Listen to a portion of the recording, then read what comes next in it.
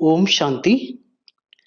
நமது யக்ஞத்தின் மூத்த சகோதரர் மும்பை ரமேஷ் பாயிஜி அவர்களின் தாரணை வகுப்பை கேட்க இருக்கின்றோம்.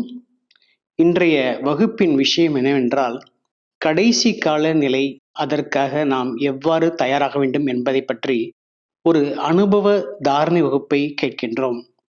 ஓம் சாந்தி. கடைசி காலநிலை, அதற்கு நாம் தயாராக வேண்டும். ஏனென்றால் கடைசி காலம் என்பது எப்பொழுது வேண்டுமானாலும் வரலாம், எந்த நேரமும் வரலாம். கடைசி காலம் யாருக்கும் முன் அறிவிப்பு செய்யாமல் வரும்.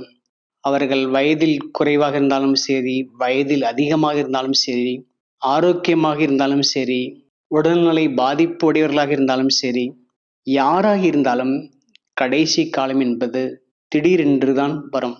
அதற்கு நாம் இப்போதிருந்தே நம்மை நாம் தயாராக ஆக்க வேண்டும். பாபா அடிக்கடி கூறுகின்றார், நீங்கள் அஷரீரி ஆகக்கூடிய பயிற்சியை அதிகப்படுத்துங்கள். எந்த அளவுக்கு அஷரீரியாக ஆகின்றீர்களோ அந்த அளவுக்கு அனைத்திலும் கடந்தவர்களாக, விடுபட்டவர்களாக மற்றும் பாபாவுக்கு அன்பானவர்களாக ஆவீர்கள் என்பதை பாபா அடிக்கடி நினைவுபடுத்துகிறார். பிரம்மா பாபாவுக்கு கூட கடைசி காலம் என்பது திடீரென்றுதான் வந்தது. ஆனால் அந்த கடைசி கால நிலையில் பாபா மிகவும் சகஜமாக இருந்தார். இவ்வாறு நம்முடைய யக்ஞத்தில் எத்தனையோ பெரியவர்கள் தன்னுடைய கடைசி காலத்திற்கு முன்கூட்டியே தயாராக இருந்து சகஜமாக அந்த நிலையை கடந்து சென்றார்கள். நம்முடைய யக்ஞத்தின் ஆரம்பத்தில் உள்ள பெரியவர்களுடைய உழைப்பினால்தான் இன்று நம்முடைய யக்ஞம் மிக சிறந்த வளர்ச்சி அடைந்திருக்கிறது. அவர்களுடைய உழைப்பு, முயற்சியினால்தான் நாம் இப்பொழுது மிகவும் சௌரியமாக இருக்கின்றோம். கடைசி காலத்தை பற்றி கூறும் பொழுது கதையில சொல்லப்படுகிறது, பீஷ்மாச்சாரியார் இச்சா மிருத்யு என்ற வரம் வாங்கியிருந்தார். அதாவது தான் விருப்பப்படிய நேரத்தில்தான் மரணம் வர வேண்டும் என்று அப்படிப்பட்ட வரம் வாங்கியிருந்தார் என்று படித்திருக்கிறோம். அதே போல நாம் நம்முடைய யக்ஞத்துல எத்தனையோ பேர் கடைசி கால நிலைக்கு முன்கூட்டியே தயாராகி இருந்தார்கள். அதை நான் அனுபவ ரீதியாக பார்த்தேன். அதில் முக்கியமாக வருபவர் பிரம்ம பாபாவின் லௌகீக துணைவியார் ஜசோதா மாதாஜி அவர்கள். அவர்களை பாருங்க, பிரம்மா பாபாவுடைய சரீரத்தில், தாதா லேக்ராஜ் அவர்களின் சரீரத்தில் ஸ்ரீபாபா பிரவேசம் ஆகக்கூடிய முதல் நாள் வரைக்கும் அவர் லௌகீக கணவர். ஸ்ரீபாபா பிரவேசம் ஆன கணத்திலிருந்து தன்னுடைய லௌகீக கணவரை அவர்கள் அலௌகீக பிதாவாக, அலௌகீக தந்தையாக அனுபவம் செய்தார். எவ்வளவு பெரிய தியாகம் அவர்களுடைய சிந்தனையில், ஸ்மிருதியில், நடைமுறையில் எவ்வளவு பெரிய தியாகம் பாருங்கள். அவர்களுடைய தியாகத்தை நாம் வார்த்தையால் வர்ணனை செய்யவே முடியாது. அப்படிப்பட்ட மகான் ஆத்மா தாதா லேக்ராஜ் அவர்களின் லௌகீக மனைவி ஜசோதா மாதா அவர்கள் 1961 அவர்களுக்கு உடல்நிலை பாதிப்பு அதிகமாக இருந்த காரணத்தினால் மும்பை மருத்துவமனையில் சேர்க்கப்பட்டார்கள். அவர்களுடைய வயிற்று பகுதியில் பெரிய பாதிப்பு ஏற்பட்டது. அதன் காரணமாக உடல் உபாதை அதிகமாக இருந்தது. ஆனால் அவர்களுடைய பார்வையில், அவர்களுடைய நடைமுறையில் அவர்கள் உடல்நிலை பாதிக்கப்பட்டவராக அவர்கள் தன்னை காட்டிக்கொள்ளவே இல்லை. அந்த சூழ்நிலையிலும் அவர்கள் இயல்பாகவே இருந்தார்கள். பொதுவா நடைமுறையில பார்த்தா சிலருக்கு உடல்நிலை சரியில்லைன்னு அவர்களை பார்த்தாலே தெரிஞ்சிடும் உடல்நிலை சரியில்லைன்னு சொல்லி. இன்னும் சில பேர் அப்படி இருப்பாங்க, உடல்நிலை சரியில்லைன்னா அதை நினைத்து நினைத்து நினைத்து பீமாரி கான்சியஸ், அந்த நோயினுடைய அபிமானத்திலேயே வந்துருவாங்க. அந்த நோயின் சுரூபமாகவே தன்னை காட்டிக்கொள்வார்கள். ஆனால் ஜசோதா மாதா அவர்கள் மிகவும் சக்திசாலியான நிலையில் தன்னை கடைசி காலத்திற்கு தயாராக வைத்திருந்தார். படுத்த படுக்கையாக இருக்கும் பொழுது கூட அவர்கள் சேவை செய்தார். சேவை என்பது ஞானத்தை பற்றி பேசுவது, ஞானத்தை சொல்வது, இப்படி அந்த மாதிரி ஞானத்தினுடைய விஷயத்திலேயே இருந்தார்கள். யார் வந்தாலும் தோழி கொடுப்பாங்க, ஸ்வீட் கொடுப்பாங்க. ஒரு கட்டத்துல நான் ஆஸ்பத்திரியில் அவங்களை சந்திக்கும் போது ரொம்ப அன்பாக என்னை கூப்பிட்டு சந்திப்பு செஞ்சாங்க. ரமேஷ் பாய் இந்த டோலி சாப்பிடுன்னு சொன்னாங்க. நான் சொன்னேன், மாதாஜி நீங்க ரொம்ப முடியாம இருக்கீங்களே, எப்படி இதெல்லாம் நீங்க செஞ்சுட்டு இருக்கீங்க அப்படின்னு நான் கேட்டேன். அதுக்கு மாதாஜி சொன்னாங்க, இந்த உடலுக்கு தானே பாதிப்பு, நான் நல்லா தானே இருக்கேன் அப்படின்னு சொன்னாங்க. அப்ப யோசிச்சு பாருங்க, அவங்க எந்த அளவுக்கு தன்னைத்தான் சக்திசாலியாக தயாராக வச்சிருந்தாங்க பாருங்க. அப்படிப்பட்ட மாதாஜி மிகவும் அந்த எடுத்துக்காட்டாக இருந்தாங்க. கடைசி காலத்தோட தன்னுடைய ஸ்திதி அவங்களுக்கு ரொம்ப ரொம்ப சக்திசாலியாக இருந்தது. அடுத்தபடியாக நம்முடைய எகிப்தினுடைய மூத்த சகோதரர் பிரம்ம பாபாவுக்கு வலதுகரமாக இருந்தவர் தாதா விஸ்வகிஷோர். அவர் பாபாவுக்கு வலதுகையா இருந்தார். பிரம்ம பாபாவுக்கு வலதுகையா இருந்தார். கராச்சியில இருந்து மவுண்ட் அபுக்கு இடம் மாறியது யஜ்யம். அதற்கான பொறுப்புகளை கவனிச்சார். மதுபன் பாண்டவபவன் கூட ஆரம்பத்துல தாதா விஸ்வகிஷோர் அவர் பேர்லாம் இருந்தது. அந்த ஒரு காலகட்டத்துல நான் மவுண்ட் அபு வந்தேன். அந்த மதுபன் பாண்டவபவன் இடத்தை யஜ்யத்தின் பெயர்ல மாற்றுவதற்கு காரணமாக நான் வந்திருந்தேன். அந்த கட்டத்துல தாதாவுக்கு ரொம்ப உடல்நிலை சரியில்லை. தாதா பாபாவுக்கு எல்லா வகையிலும் பக்கபலமா இருந்தார். யஜ்யத்தினுடைய நிர்வாகத்துல, இடம் வாங்குறதுல, பில்டிங் உருவாக்குறதுல, அக்ரிமெண்ட் கையெழுத்து போடுறதுல எல்லா வகையிலும் பாபாவுக்கு வலதுகரமா இருந்தார். பாபாவை அந்த அளவுக்கு ரொம்ப மரியாதையா அன்பாக கவனிச்சார். தாதாவுடைய லௌகிக மனைவி அவங்கதான் சந்தரி தாதி. அவங்களும் யஜ்யத்துல அர்ப்பணம் பண்ணவங்க. தாதா விஸ்வகிஷோர் பாபா மேல ரொம்ப அன்பு மரியாதை, பாபாவை சம்பாலனை பண்றதுல ரொம்ப கவனமா இருப்பார். பாபா பாம்பேக்கு ஏதாவது காரணத்துக்காக அல்லது உடல்நிலை வைத்தியத்துக்காக வரப்போகிறார் என்றால் தாதா 2 நாளைக்கு முன்னாடியே வந்துருவார். வந்து பாபா தங்குறதுக்கான ஏற்பாடு செய்யறது, பாபாவை கவனிக்கிறதுல எல்லாமே கவனம் செலுத்துவார். பாபாவுக்கு ட்ரெயின்ல டிக்கெட் எடுக்கிறதுல ரொம்ப கவனம் செலுத்துவார். இந்த ட்ரெயின் கோச்சில் வந்து அந்த இன்ஜினுக்கு பின்னாடி அல்லது கடைசியில் இருக்கிற கோச்சில் இடம் வாங்காமல் அந்த இடைப்பட்ட கோச்சில் டிக்கெட் வாங்குவார். ஏன்னா பாபாவுக்கு ஜெர்க் ஆகக்கூடாது, பாபாவுக்கு அசௌரியமா இருக்கக்கூடாதுன்னு சொல்லி. அதே நேரம் அந்த கோச்சில் பக்கத்துல டாய்லெட் இருக்கிற மாதிரி பாபாவுக்கு டிக்கெட் வாங்குவார். ஏன்னா பாபா ரொம்ப தூரம் நடந்து போகக்கூடாது அப்படின்னு சொல்லி பாபாவுக்கு எல்லா வகையிலும் அவர் கேரிங் பர்சனாக இருந்தார். அப்படிப்பட்ட தாதாவுக்கு உடல்நிலை சரியில்லாமல் பாம்பே வரக்கூடிய சூழ்நிலை ஏற்பட்டது. அப்ப தாதாவுக்கு சங்கல்பம் இருந்தது, நம்ம இந்த சரீரத்தை விடணும், நம்ம வந்து அட்வான்ஸ் பார்ட்டியில போய் சேவை செய்யணும் அப்படின்னு தாதாவுக்கு ரொம்ப சங்கல்பம் இருந்தது. எங்கள்கிட்ட கூட சொல்லுவார், ரமேஷ் பாய், ஜெகதீஷ் பாய், பிரிஜ்மோகன் பாய், ரமேஷ் பாய் இவங்கெல்லாம் படிச்சவங்க வந்துட்டாங்க யஜ்யத்துல. இப்ப நம்முடைய ரோல் முடிச்சுட்டு நம்ம அட்வான்ஸ் பார்ட்டியில போய் சேவை செய்யணும். பாபாட்டே சொல்லுவார், நான் அந்த ஸ்தூல உலகத்துல உங்களுக்கு வலதுகரமா இருந்து சேவை செஞ்சிட்டு இருக்கேன், அடுத்தது அட்வான்ஸ் பார்ட்டியில போய் நான் வலதுகரமா இருந்து சேவை செய்யணும், இதுதான் என்னுடைய ஆசை என்று சொல்லுவார். அப்படி பாம்பே புறப்படுற நேரத்துல பிரம்மா பாபா சந்திரகாஷ் தாதாவை அழைத்தார். ஏன்னா தாதா விஸ்வகிஷோருடைய போட்டோ யஜ்யத்திலே இல்லை. பாபாக்கு ஏதோ சங்கல்பம் வந்தது, போட்டோ எடுக்க சொன்னார் சந்திரகாஷ் தாதாவை. அப்ப நான், பிரம்மா பாபா, விஸ்வகிஷோர் தாதா 3 பேரும் அந்த காரு பக்கத்துல நிக்கிற மாதிரி ஒரு போட்டோ இருக்கும். அது பாருங்க, அதிசயமா இருக்கு. இந்த யஜ்யத்தினுடைய வரலாறுல அந்த போட்டோ இடம்பெற்று இருக்கு. ஹிஸ்டரி ஹால்ல அந்த போட்டோ இருக்கு. பாபா போட்டோ எடுக்க சொன்னார். அதன் பிறகு விஸ்வகிஷோர் தாதா மும்பை வந்தார். அங்கு அவருக்கு வைத்தியம் செய்யப்பட்டது. வைத்தியம் செய்த பிறகு கூட அவருடைய உடல்நிலையில கொஞ்சம் பலகீனம் இருந்தது. அதுக்கப்புறம் கொஞ்சம் தேறி வந்தார்.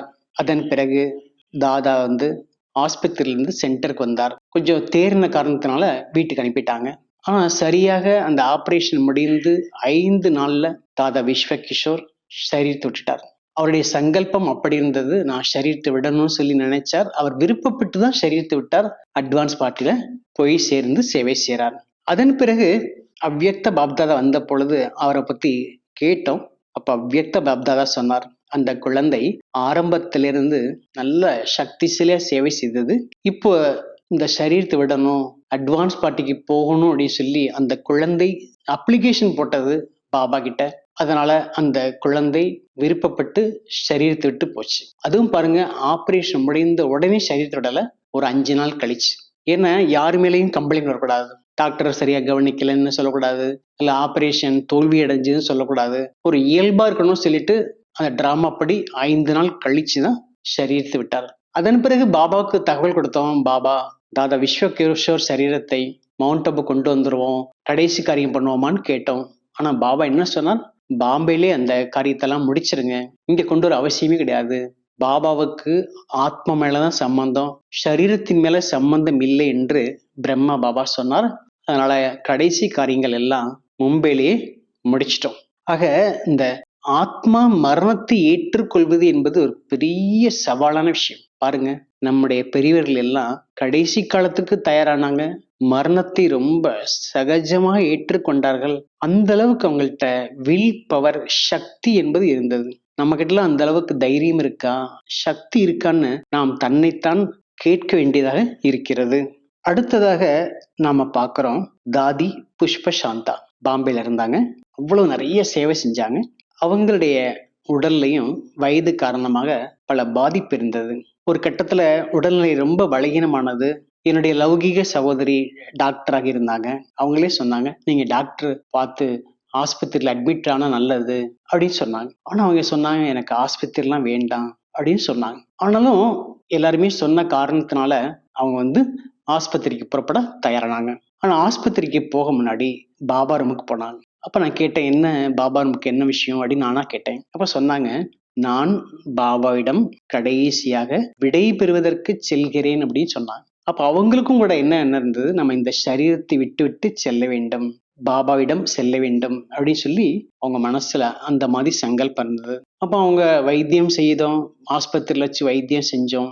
அவங்க கூட இருக்கிறவங்க சொன்னாங்க, ஆஸ்பத்திரியில் உள்ள எல்லாருக்கும் சேவை செய்யுங்க சொன்னாங்க, எல்லாருக்கும் ஞானம் கொடுங்க சொன்னாங்க. அதே நேரம் மறுநாள் காலையில சொல்றாங்க, நான் இன்னைக்கு காலையில 8:30 மணிக்கு சரீரத்தை விட போறேன் அப்படின்னு சொன்னாங்க. பாருங்க, தன்னுடைய கடைசி கால நேரத்தை கூட அவங்க முடிவு செஞ்சிருக்காங்க. அதே நேரத்துல அவங்க 8:25 மணி வரைக்கும் காலையில சேவை செஞ்சாங்க.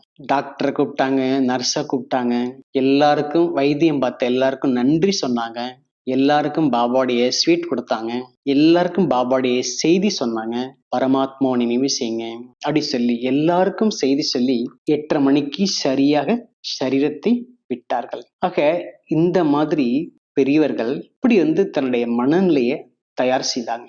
அப்படியே ஆத்மா சரீரத்தை விட்டு அப்படியே பறவை போல பறந்து சென்று விட்டது. ஆக இந்த நேரம் நாமும் கூட கடைசி காலத்திற்கு தன்னைத்தான் தயார் செய்ய வேண்டும். பக்தியில கடைசி காலத்துக்கு தயாராகும் போது சில பேர் என்ன செய்வாங்க, கடைசி நேரத்துல ஏதாவது நல்ல பகவானுடைய பெயரை சொல்லணும், ராம் ராம் சொல்லணும், கிருஷ்ணா கிருஷ்ணா சொல்லணும்னு சொல்லி என்ன பண்ணுவாங்க, யுக்தியா தன்னுடைய மகனுக்கு ராம் அல்லது நாராயண் என்ற பெயரை வச்சிருவாங்க. கடைசி நேரத்துல ராம் ராம் ராம் சொல்லிட்டே இருப்பாங்க. பையன் நினைவு வச்சுட்டு அந்த பேரை சொல்லுவாங்க, பையன் நினைவுல வச்சுட்டு ஸ்ரீ கிருஷ்ணா கிருஷ்ணா சொல்லுவாங்க. இப்ப பகவான் என்ன நினைப்பாரு, நம்மளா நினைக்கிறாரு அப்படின்னு நினைப்பாங்க. ஆனா அவங்களுக்கு நினைவு ஒரு பக்கம் மகன் மேல இருக்கும், ஆனா பெயர் மட்டும் ராம் ராம் கிருஷ்ணா கிருஷ்ணான்னு சொல்லிட்டு இருப்பாங்க. இந்த மாதிரிலாம் பக்தியில ரொம்ப யுக்தியா எல்லாருமே செய்யறாங்க. ஆக இப்ப நம்ம பாக்குறோம், கடைசி கால சூழ்நிலை ரொம்ப நெருக்கடியான சூழ்நிலையா இருக்கும். நான் சமீபத்துல ஸ்ரீலங்கா போனேன், இலங்கைக்கு போனேன். அப்ப 2 தரப்பு மக்களோட யுத்தம் நடந்தது. தமிழ் மக்கள், சிங்கள மக்கள் 2 பேருக்கு இடையில யுத்தம். காரணம் மொழி பிரச்சனை. தமிழ் மக்கள் ஒரு பகுதி வேணும்னு கேக்குறாங்க, சிங்கள மக்கள் தரமாட்டேன்னு சொல்றாங்க. இப்படி பல வகையில சண்டைன்னு நடந்து பெரிய போர்க்களமாக ஆயிட்டு இருக்கு. அப்ப நான் சொன்னேன், இப்படிப்பட்ட நேரத்துல எப்படி சேவை செய்ய முடியும், எப்படி சேவை செய்யணுங்கிறதெல்லாம் நான் உங்களுக்கு சொல்லிட்டு வந்தேன். அப்ப அந்த மொழிக்காக, இடத்துக்காக சண்டை சச்சரவு நாளுக்கு நாள் அதிகமாயிட்டே இருக்கு. அதான் ஒரு சுவாரஸ்யமா ஒரு விஷயம் சொல்லுவாங்க. காந்திஜியை போய் ஒரு ரிப்போர்ட்டர், இந்த பூமியில் உள்ள ரிப்போர்ட்டர் பத்திரிகையாளர் போய் சந்திக்க போனாராம். அப்ப காந்தி கேட்டாராம், இந்தியாவோட நிலைமை எப்படி இருக்குன்னு கேட்டாராம். அப்போ ஒரு சிரிச்சுட்டே சொன்னாராம், காந்திஜி உங்களை கோட்ஸே மேனுவலான கன்னை வச்சு துப்பாக்கியால சுட்டாரு 1950ல. அதுக்கப்புறம் இந்திரா காந்தியை தன்னுடைய மெய்காவலர் AK-47 மிஷின் கன் வச்சு சுட்டு கொலை பண்ணிட்டாரு. அதுக்கப்புறம் அவருடைய மகன் ராஜீவ் காந்திய மனித வெடிகுண்டு வச்சு அவரை கொலை பண்ணிட்டாங்க. ரொம்ப முன்னேற்றம் அதிகமாயிடுச்சுன்னு சொல்லி சிரிச்சுட்டே சொன்னாராம். அப்ப இன்றைய உலகத்துல பாருங்க, எங்க பார்த்தாலும் பிரச்சனை நிறைஞ்சிருக்கு. ஆனால் பாபா நமக்கு நினைவுபடுத்துகிறார், அமைதிதான் உங்களுடைய தர்மம், அமைதிதான் உங்களுடைய குணம், அமைதியான உலகம்தான் உங்களுடைய வீடு என்று பாபா நமக்கு நினைவுபடுத்திட்டே இருக்கார். ஆக அந்த புத்த தர்மம் நிறைந்த அந்த இலங்கையிலேயே அவ்வளவு பிரச்சனை அதிகமா இருக்கு. ஆனா புத்தர் என்ன செய்தார், அஹிம்சையை தான் போதனை பண்ணினார். ஆனா அந்த தர்மத்தை சேர்ந்தவர்கள் இன்றைக்கு ஹிம்சையில இருக்காங்க. ஆக இந்த மாதிரி உலக சூழ்நிலை நெருக்கடியில இருக்கு. இன்னும் அப்படிப்பட்ட ஒரு சூழ்நிலை வரும், நமக்கு போக்குவரத்துக்கு டீசல், பெட்ரோல் எதுவுமே கிடைக்காது, வியாதியை போக்குறதுக்கான மருந்து எங்கேயுமே கிடைக்காது. அப்படிப்பட்ட ஒரு சூழ்நிலை என்பது உருவாகும். நாங்க அர்ஜென்டினா போயிருந்தோம். அர்ஜென்டினா போன போது ஒரு முறை ஒரு முழு இரவு கரண்ட் இல்லை, எலக்ட்ரிக்கல் பவர் இல்லை. அப்பெல்லாம் அப்பவே அந்த நேரத்துல வந்து பேங்க்ல எல்லாம் ரொம்ப அலர்ட்னஸ் வச்சிருப்பாங்க. யாராவது பேங்க்ல போய் திருடினாலோ கொள்ளையடிச்சாலோ அந்த சிக்னல் வந்து போலீஸ் ஸ்டேஷன் போயிடும். போலீஸ்ல இருந்து வந்து அரெஸ்ட் பண்ணிடுவாங்க. ஆனா பாருங்க, மக்களுடைய மனநிலை எப்படி இருக்கு பாருங்க. அந்த இரவு முழுவதும் கரண்ட் இல்லாத காரணத்தினால என்னாச்சு, நிறைய பேர் வந்து கொள்ளையடிக்க போயிட்டாங்க. பேங்க்ல அங்கங்க கொள்ளையடிக்க போயிட்டாங்க. ஏன்னா கரண்ட் இருந்தாதான் சிக்னல் வரும். அதனால பல மடங்கு அங்கங்க கொள்ளையடிச்சிட்டு அவ்வளவு அராஜகம் செஞ்சுட்டாங்க. அப்ப சூழ்நிலை எவ்வளவு நெருக்கடியா இருக்கு பாருங்க. அதே நேரத்துல நம்ம கொஞ்ச நாள் கழிச்சு கான்பூர் போனோம் சேவைக்காக. கான்பூர்லயும் ஒரு முறை வந்து அந்த மாதிரி இரவெல்லாம் வந்து பவர் கட் ஆச்சு. ஆனா அங்க இந்த மாதிரி கொள்ளையடிக்கிற சம்பவம் எல்லாம் ஏற்படல. காரணம், இந்தியால ஓரளவு வந்து கலாச்சாரம் பண்பாடு இப்ப வரைக்கும் சரியாகத்தான் இருக்கு. ஆக இப்போதைய சூழ்நிலை அப்படிப்பட்டதாக இருக்கு, நெருக்கடியா இருக்கு, இன்னும் நெருக்கடியாக ஆகும். ஆனால் நாம் அதற்கு முன்னாடி எவ்வாறு சேவை செய்ய வேண்டும். இப்போ உள்ள நேரத்துல நம்ம எப்படி சேவை செஞ்சுட்டு இருக்கோம்? 7 நாள் கோர்ஸ் நடத்துறோம், மற்றபடி மேனேஜ்மெண்ட் கோர்ஸ் நடத்துறோம், கண்காட்சி வைக்கிறோம், கான்ஃபரன்ஸ் எல்லாம் பண்றோம். ஆனா அடுத்தடுத்து வரக்கூடிய காலகட்டத்துல நாம் எப்படி சேவை செய்வது?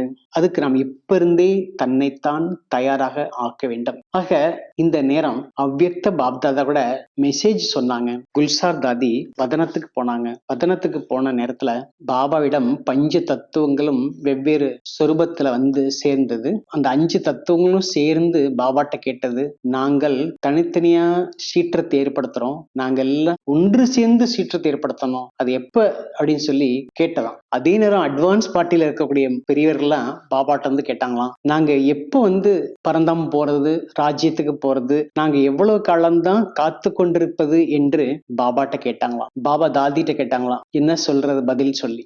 தாதி எனக்கு தெரியாது, தாதி பிரகாஷ் பண்ணி தாதிட்ட கேட்கணும்னு சொன்னாங்களாம். அப்ப அவ்யக்த பாப்தாதா முரளியில உரையாடல் செய்யும் பொழுது, நீங்க எல்லாம் எவரடி ஆயிட்டீங்களா அப்படின்னு கேட்டார். தாதிகள் எல்லாம் கை தூக்கிட்டாங்கன்னா தாதிகள் ரெடி ஆயிட்டாங்க. அடுத்து பாபா கேட்டாரு, மற்றவங்களை பத்தி என்ன சொல்றீங்க அப்படின்னு தாதிட்ட கேட்டிருக்காரு, எவரடி ஆயிட்டாங்களான்னு. அப்ப அதுக்கு தாதி சொல்லியிருக்காங்க, எல்லோரும் நம்பர்வார் முயற்சியின் அனுசாரப்படி வரிசைப்படியாக எவரடியாக இருக்கிறார்கள் என்று தாதி ரொம்ப யுக்தியா சொன்னாங்க. பாருங்க, நமக்காக நம்முடைய பெயருக்காக தாதி ரொம்ப யுக்தியா சொல்லியிருக்காங்க. அப்ப இந்த மாதிரி நாம் தன்னைத்தான் எவரடியாக கடைசி காலத்துக்கு தயாராக வேண்டுமானால் இப்போதிருந்தே நாம் அனுபவசாலியாக ஆக வேண்டும். இப்ப நம்ம வார்த்தையால சேவை செய்றோம், ஸ்தூலமா சேவை செய்றோம். ஆனால் கடைசி காலத்தில் நாம் அனுபவசாலியாகி அனுபவத்தின் மூர்த்தியாக இருந்து சேவை செய்ய வேண்டும். புது உலகத்துக்கு செல்வதற்கு நாம் தயாராகணும்.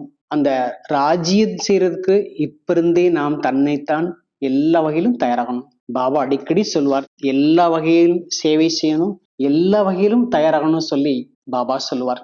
நான் கேட்டேன், பாபா என்கிட்ட என்ன குறை இருக்கு பாபா அப்படின்னு பாபாட்ட கேட்டேன், சாக்கார பாபாட்ட. அதுக்கு பாபா என்ன சொன்னார், உனக்கு சென்டரை நிர்வாகம் செய்யக்கூடிய திறமை இல்லை அப்படின்னு பாபா சொன்னார். ஏன்னா எனக்கு சென்டர் நிர்வாகம் பண்றதுக்கான வாய்ப்பு இல்லை, அதுக்கான சூழ்நிலை இல்லை. ஆனா பாருங்க, அப்படி ஒரு வாய்ப்பு கிடைச்சது. நான், ஜெகதீஷ் பாய், ரோசி பெஞ்சி, டாக்டர் நிர்மலா, சீலு தாதி எல்லாரும் சேர்ந்து நியூயார்க் போனோம். நியூயார்க்ல சுமார் 28 மாதம் இருக்கக்கூடிய வாய்ப்பு கிடைச்சது 1971. அப்ப பாபா வீடை உருவாக்குறதுக்கு தயாராக்குறதுக்கு ரொம்ப முயற்சி செஞ்சோம். முதல்ல வாடகைக்கு ஒரு பெரிய இடத்த ஏற்பாடு பண்ணணும்னு சொல்லி ரொம்ப முயற்சி பண்ணணும். அப்போ ஒரு சிறிய இடத்துல எல்லாரும் தங்கினோம். அங்க அப்பெல்லாம் வேலைக்காரன் கிடையாது, கிளாஸுக்கு வர்றவங்க கிடையாது, எல்லா சேவைகளையும் நம்ம தான் செய்யணும். அப்ப எனக்கு டியூட்டி என்ன கொடுத்தாங்கன்னா, தாதி பாத்திரங்களை தேய்க்கணும், ட்ரெஸ் எல்லாம் வாஷ் பண்ணணும் டியூட்டி கொடுத்தாங்க. ஜெகதீஸ்வரருக்கு வீடெல்லாம் கூட்டணும், டெய்லி 2 வேளை வீடை கூட்டணும் அப்படின்னு சொல்லி சொன்னாங்க. நாங்களும் அதை குஷியா செஞ்சோம். அதுக்கப்புறம் சென்டருக்கு வேண்டிய பொருளை வாங்குறது, சமைக்க வேண்டிய பொருளை வாங்குறது, இதெல்லாம் எங்களுக்கு அப்பதான் அனுபவம் ஆச்சு. இப்ப நீங்க யோசிப்பீங்க, மகாரதியா இருக்கக்கூடிய ஜெகதீஷ் பிரதர் இதெல்லாம் செஞ்சாரான்னு சொல்லி. ஆமா, அவரும் செய்தார், நானும் செஞ்சேன். இப்படி சென்டர் நிர்வாகம் என்றால் என்ன என்பதை நாங்கள் அங்கிருந்து கற்றுக்கொண்டோம். அப்ப அது போல பாபா எல்லா வகையிலும் நம்மளை வந்து தயார்படுத்துறார், நம்ம அதுக்கு தயாராக வேண்டும். அப்ப ரொம்ப முக்கியமா என்ன செய்யணும், நாம் நிகழ்காலத்தை நன்றாக பயன்படுத்தணும். கடந்த காலத்தை நினைச்சு நினைச்சு நினைச்சு நிகழ்காலத்தை இழக்கக்கூடாது. ஒரு மாதாஜி அவ்யக்த பாப்தாதா முன்னாடி வந்து ரொம்ப அழுதுட்டு இருந்தாங்க. பாபா கேட்டார், ஏன் அழுறீங்க மாதாஜின்னு கேட்டா, எனக்கு ரொம்ப துக்கமா இருக்கு, சாக்கார உலகத்துல பிரம்மா பாபா, ஜெகதம்பா சரஸ்வதி, மம்மாவை பார்க்க முடியலையேன்னு ரொம்ப வருத்தமா இருக்குன்னு சொன்னாங்க. பாருங்க, நேர்ல அவ்வியக்த பாப்தாதா இருக்காங்க. அப்ப கூட அந்த ஆத்மா அந்த சுகத்தை அடைய முடியாம கடந்த காலத்தை நினைச்சு, இழந்த வாய்ப்பை நினைச்சு வருத்தப்படுறாங்க. இப்ப பாபா என்ன சொன்னார்? இப்ப நீ நல்லா புருஷார்த்தம் பண்ணு, நல்லா புருஷார்த்தம் பண்ணி தயாராகுங்க. சத்தியுகத்துல ஸ்ரீ லக்ஷ்மி நாராயண், அதாவது பிரம்மாவுடைய ஜெகதம்பா சரஸ்வதி மம்மாவுடைய ஆத்மா தான் அங்க லக்ஷ்மி நாராயணன் வருவாங்க. நல்லா புருஷார்த்தம் பண்ணினா அவங்கள தத்ரூபமா சைத்தன்யமா அங்க பார்க்கலாம், அவங்க ராஜ்யத்துல வரலாம். இப்ப சரியா முயற்சி பண்ணல அப்படின்னா அப்புறம் சத்தியுகத்திலயும் அவங்கள பார்க்க முடியாது, அப்புறம் தாபரிகத்துல ஜடமான சிலையா தான் பார்க்க முடியும், பூஜை பண்ணவும் பார்க்க முடியும் சொல்லி பாபா சொன்னார். அப்ப பாபா தெளிவுபடுத்துறது என்ன? இப்போது நிகழ்காலத்தை நீங்கள் நன்றாக பயன்படுத்துங்கள், எதிர்காலம் சிறப்பா இருக்கும். கடைசி காலத்தை பத்தி குழப்பத்துல வராதீங்க. இப்போது நிகழ்காலத்தை நாம் நன்றாக ஆக்கினால் எல்லாமே நல்லா இருக்கும். அதாவது well begun is half done என்று சொல்லப்படுகிறது. ஒரு காரியத்தை சிறப்பாக நிகழ்காலத்துல நம்ம ஆரம்பிச்சிட்டோம்னா நிகழ்காலமும் நல்லா இருக்கும், எதிர்காலமும் நன்றாக இருக்கும். ஆக இப்ப இருந்தே நாம் தன்னைத்தான் பார்க்க வேண்டும்.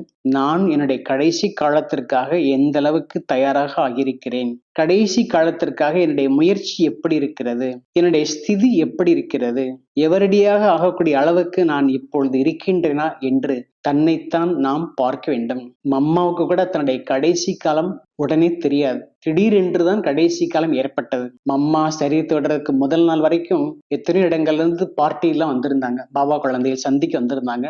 அப்புறம் கிளம்பிட்டாங்க. அவங்களுக்கு அதிர்ச்சியா இருந்தது, நம்ம இன்னும் 4 நாள் இருந்திருந்தா மம்மாவுடைய கடைசி காலத்தை பார்த்திருக்கலாம் சொல்லி பாபாட்டையே சொன்னாங்க. அது டிராமால பிக்ஸ் ஆயிருக்கு. அந்த மாதிரி இதுல யாரையும் ஒன்றும் சொல்ல முடியாதுன்னு சொல்லி பாபா சொன்னார். இப்ப மம்மாவை கூட கடைசி காலம் திடீரென்று வந்தா கூட தன்னைத்தான் எவரடியாக்கினாங்க.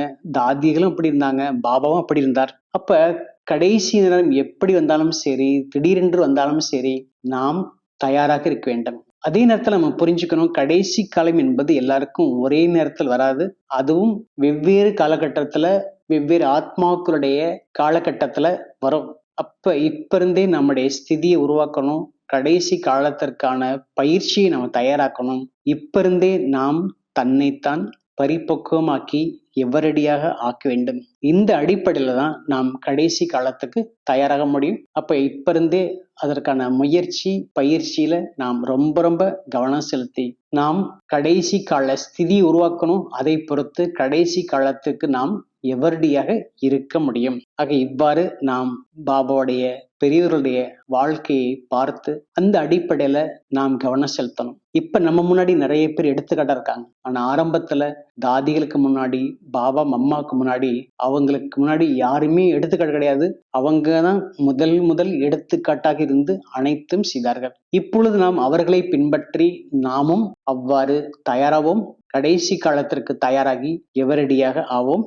நன்றி. ஓம் சாந்தி.